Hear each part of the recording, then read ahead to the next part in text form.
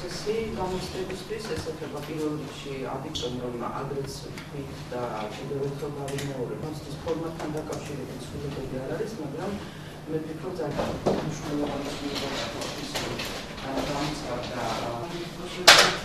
და მონადირეა სანამ ანალოგიური აბიტურიენტებისთვის ყველა მაქსიმუმ 20 არჩევანის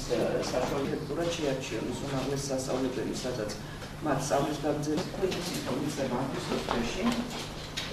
მნიშვნელოვანი სიახლე აბიტურიენტებისთვის გახლავთ ის, რომ მათ ექნებათ შესაძლებლობა ფაკულტეტები და უმაღლესი სასწავლებლები განუსაზღვრელი რაოდენობით აირჩიონ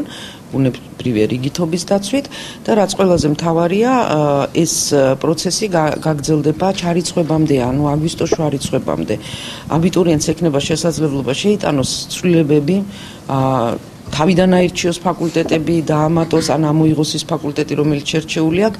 უშუალოდ შედეგების გაცნობის შემდეგ, ანუ მას უკვე ეცოდინება კონკრეტული შედეგი ერთიან ეროვნულ გამოცდებზე და მერე შეუძლია მიიღოს გადაწყვეტილება, რომელ ფაკულტეტზე თუ უმაღლეს სასწავლებელში სურს სწავლის გაგრძელება.